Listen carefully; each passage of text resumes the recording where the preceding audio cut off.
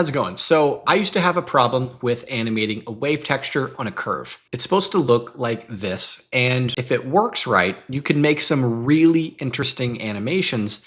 My problem is I have this issue. The wave texture is kind of breaking on the curve, and for a while until I fixed it, just refused to make animations because that was a huge problem. It broke the animation, made it look ugly. I didn't like it. I couldn't get the wave texture to be seamless. So today we're going to make this animation, and first I'm going to show you how to fix that problem, and with it we're going to make a beautiful animation that will allow you to make a lot more other really cool animations. I just released the tutorial for this animation on Patreon. It's very similar to it. It's really cool. It's really interesting. If you want to check that out, along with a couple other animations like that on Patreon as well. I've really been into this style, and you have a ton of other tutorials and project files available on Patreon right now if you want to check that out. Linked in the description, and you can also get a discount if you subscribe annually. So with that being said, let's fix the wave problem and make a really cool animation. Let's create a simple curve, and let me show you the problem. We'll fix it and then make the really cool animation. So let's go ahead and get a plane, go right into there. Let's head into geometry nodes. Now we have this guy. I'm going to click new. I'm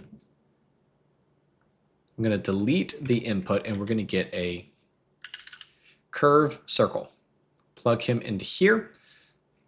Let's give him a resolution of 64, and let's get a curve to tube node. Plug that there, and I'm going to give it a scale of like 0.05. We'll do 0.02 for now. And the resolution probably needs to be higher, so maybe like 84. Okay, that looks really good. Now let's go ahead and get a set material node. Let's go here to the materials. I'm going to click new. I'm going to call this glow. And let's grab the glow material right there.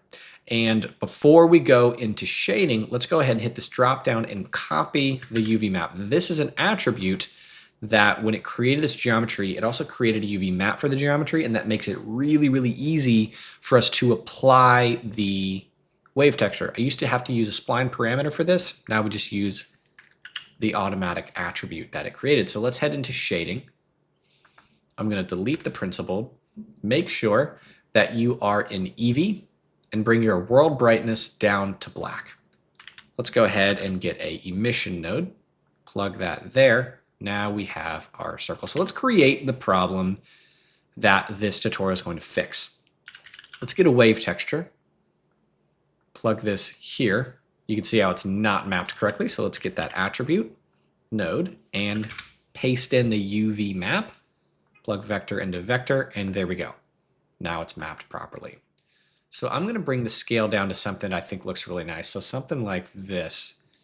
Now when I animate the phase offset, you can see the problem right here. It's just sort of feeding into itself. You can see this clip, this edge, and it looks terrible. I can't stand it. As a detail-oriented person, I don't like that. How do you fix it? I'm just going to call them predictable numbers. I didn't do great in math. I don't have the word.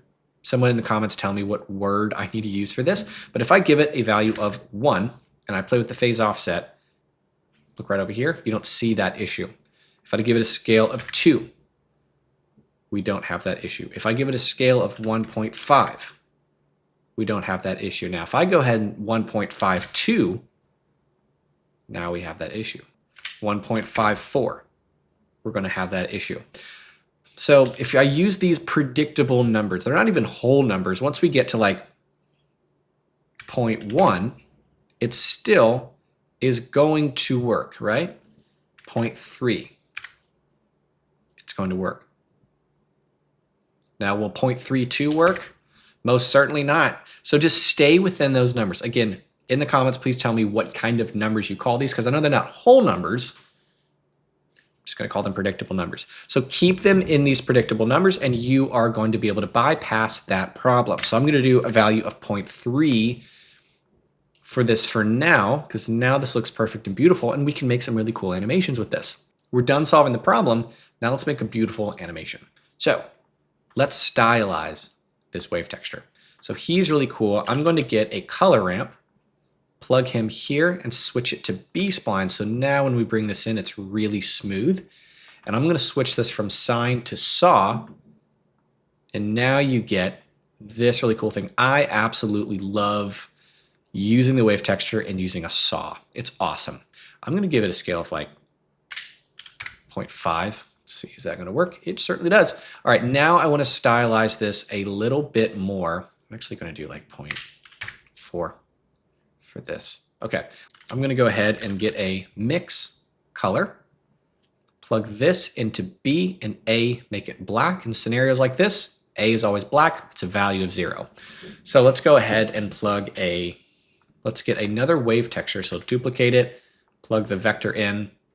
I'm gonna give it a scale of 1 and plug color into factor.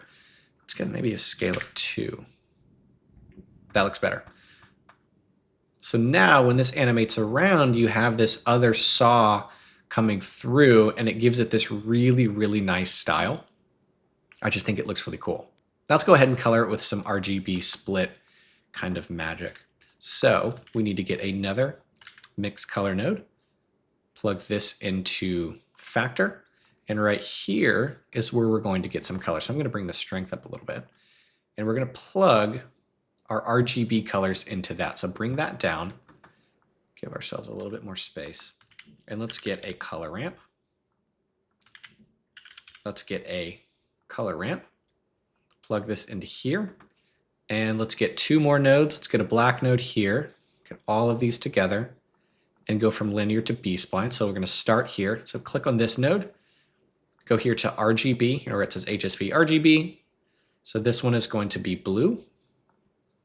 This one is going to be green. And this one is going to be red. And then we have a black node right here to finish it off. Now let's feed this wave texture straight into the color ramp. And now we have an RGB split, and you can move these nodes around. And once we start adding glare, it will be easier to come know where you want to put the node. But for now, let's bring up that strength. We have a really cool looking asset that we can now do some fun stuff in geometry nodes to make it look really, really cool. So let's head back to geometry nodes. I'm going to give this a scale of 0.01, make it a lot thinner. And now we're going to use this as an asset to duplicate. So go ahead, hold down Control and right click, sever that. Let's go ahead and get a line. Let's get a mesh line, plug this into geometry. Let's get a instance on points node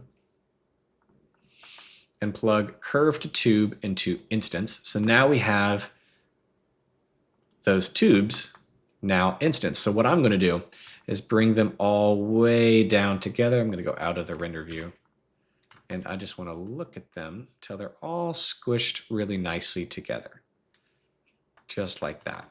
So I'm going to do like 40 of these, and then I'm going to go, and notice how the anchor point's down here. If I just kind of rotate it around, it does that. If you care at all, you can get a set position node and then just bring it down. Something like this, and now it's in the middle. Really unimportant to a point, but if you care, you can do that. So now on the instance on points, let's get some random value here going. So let's get a random value node. Let's get a combine XYZ, plug that. Let's go ahead and click and drag, give them all a value of 1, plug it into the scale, and plug the random value into the X and the Y. So now we have this. I'm going to go ahead and give this maybe 0.01, kind of bunch them all together a little bit more, and then maybe here 0.005. I kind of like that style, and then on the, can move it here to the middle. There we go. We have this. If I go here to the render view, we now have these. Now we have a design problem, or I'm going to call it a design problem. The wave is really, they're all lining up the same. So what we can do is on the rotation, we can randomize the rotation so the wave isn't so obvious. So let's get another random value node, set it to vector, and then just give the max a value of 0, plug this into rotation, and then on the max Z, you can randomize that to give it a little bit of freedom. So now we have this guy. One more thing I need to do before we head into shading and finish this. So I'm going to give it some space right after the instance on points. I want to be able to randomly select some of these curves so that some of them can animate faster than others. That's what really gives this that dynamic look. So we're going to get a store named attribute. I want it to recognize the instances, and I'm going to get a random value to assign a random value for every single one of the instances, and I'll just name it R for random. I'm pretty sure we're done with geometry nodes, so now everything else is going to be in the shading workspace. So I'm going to go here to the flat view up here. I'm going to hit the tilde key and go to the front. I'm going to hit Shift A and get a camera. I'm going to hit G and middle click and bring it out. I'm going to hit this guy and just hit R twice. Try to get it to something like this. In fact, let's go back to geometry nodes. And I'm going to bring the middle in a little bit. There we go. Cool. And I can just kind of bring this guy up. So just center it in the camera however you want it to look. I'm going to head back to shading, go to the render. Now we have this. If we play with the wave, it's going to look like that. It looks really cool and trippy.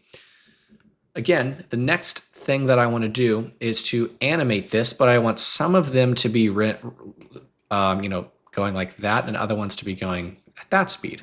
So I need to be able to randomly select some of these. So I set up that I set up the ability to randomly select in geometry nodes, but we can use it here in the shading. So right here where this color ramp is, I'm just going to collapse him because he's annoying to look at. Let's get another mix color, because what we need is 2 of these wave textures being visible independently. So let's get a color ramp, sorry, a mix color. Let's get a mix color, plug it here. Let's get a brand new wave texture, plug vector here. Let's get a color ramp and just plug color into here, and then the yellow into B. And so if we bring the factor to 1, we're looking at this one. He's doing this. If we bring the factor over here, he's doing this. And one thing we need to correct is now, see how this color is plugged into him? We need to actually now plug this mix into him. And that's going to force us to adjust the color ramp, but we can always do that a little bit later. But that's going to prevent any issues. Okay, so now we have the ability to view. So we need to plug something into the factor that separates these two. That's going to be that attribute that we create. So go to the attribute, search up an attribute. Because it was recognizing the instances, we need to switch over to the instancer, and his name was R. Now, if I go ahead, don't follow along here, I'm going to hit Control-Shift-Click and look at this. You can see the tubes here in the middle are darker than the ones on the outside. That's how it's distributing this random value, because these are also moved around. But that also means, if I just move him here, again, don't follow along, if I add a noise texture to the random value, it will shuffle that random value around. I'm going to click on Normalize, and we now have this random information to be able to separate these guys. And that is what we're going to use to separate between this one and this one in the information. So it's really, really cool. I'm going to move this color ramp down. I'm going to highlight these guys and move these down. Okay, so I'm going to go back to the view, make sure the emission is plugged into the output. We have this attribute and we have this noise texture that I'm just going to move him in here and move him here. We need to plug factor into factor, but what we don't want is there to be like a fade between one wave texture and another. I want the chords to either see one wave texture or another wave texture. So we need a color ramp set to constant. And if you click on the white one and on the position do 0.5, that'll put it directly in the middle. Let's plug color into here and plug color into here. And so now if I play with this wave, we won't see much. So now if you have the Node Wrangler add-on enabled, I'm going to hit Control-Shift-Click. And I want to be able to see when it starts moving those around. So right about there, it starts to make some random selections. So if you don't have the node wrangler add-on, you don't want to, just bring the white node right over to here. And now when I play with the phase offset, some of these are going to move and some of these are going to move. So now we have some dynamics. I'm going to go ahead and get a brand new window, go up here to the timeline. I'm going to give myself 80 frames. Make sure in your preferences, in the animation tab, your default interpolation is linear. That's going to keep it at a loop, and go back to frame 0 and bring the phase offset on both of these to 0. So we're going to make this loop now. So I'm going to hit I on the offset, go to the very end, and I'm going to do -6 * pi, and then hit I. And those are going to animate about that speed. Let's go back to frame 0. On this one, I'm going to hit I, and I'm going to do -20 * pi. And now some of these are moving faster than others. And now we have this really cool look. Now let's add some compositing to make this thing glow. So our emission strength is at 9, so that's pretty bright. So let's go here to the compositing. I'm going to go ahead and render an image. I'm going to click New. I'm going to hit Shift A and get a glare node and set this to bloom. Give it a strength of like 3. And then I'm also going to get right down here a sensor noise node. Chroma noise down, bring up luminance, and make it animated. Let's go back. Let's go back to shading. Hit this drop down right here and go to always. And let's play with this color because right now it's too blue. So I'm going to bring blue over like this, bring the green in, and bring in some red. Start to get some representation of the other colors. And move this around till you like the overall hue that the glare is creating when this moves around. There we go. Render an image. We have this. I think he's a little too donut looking. This is like sci-fi Blender Guru. So right here on the mesh line, let's do like 0.005. Maybe 0.007. There we go. And then you can bring this up here. And there we go. We've created this really, really cool effect. There you go. We're done. This is it. For export settings, this is Eevee. Should be really easy to render. It's 80 frames. So go ahead. I would recommend doing a PNG sequence right here. Just go ahead and create a folder, select that folder, render image. And when you're done, you'll have something really cool like mine. So there you guys go. Hopefully, I helped you solve a problem you didn't know you might have. I don't think a lot of people run into this. I ran into this and I hated it, but I'm glad I was able to find a fix for it. Hope you guys enjoyed it. Again, if you want to check out this exclusive tutorial on my Patreon, along with a bunch of others, you can check that out linked in the description. And with that being said, hope you enjoyed it, and I'll see you in the next one.